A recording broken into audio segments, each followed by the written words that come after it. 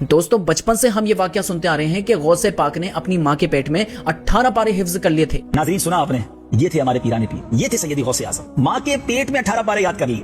لیکن سوال یہ ہے کہ کیا یہ بات واقعی سچ ہے؟ آئیے جانتے ہیں قرآن اور حدیث کی روشنی میں۔ دیکھیں میرے بھائیوں، قرآن میں اللہ تعالیٰ نے فرمایا ہے وَاللَّهُ أَخْرَجَكُم مِّن بُطُونِ أُمَّهَاتِكُمْ لَا تَعْلَمُونَ شَيْئًا، اور اللہ نے تم کو تمہاری ماؤں کے پیٹ سے اس حال میں نکالا کہ تم کچھ نہیں جانتے تھے۔ وَجَعَلَ لَكُمُ السَّمْعَ وَالْبَصَرَ وَالْفُؤَادَ لَعَلَّكُمْ تَشْكُرُونَ، اور تمہارے لیے کان، آنکھیں، دل یعنی عقل پیدا کی اس لیے کہ تاکہ تم شکر ادا کرو۔ اب مجھے بتائیں کہ جب اللہ تعالیٰ نے واضح یہ فرما دیا ہے کہ ماں کے پیٹ میں تم کچھ نہیں جانتے تھے، تو پھر یہ آپ کے غوث پاک ماں کے پیٹ میں 18 پارے کیسے یاد کر سکتے ہیں میرے بھائیوں؟ مجھے بتائیں کہ اب کچھ لوگ کہیں گے کہ یہ اللہ تعالیٰ کی طرف سے ایک معجزہ تھا کیونکہ وہ اللہ کے ولی تھے نا۔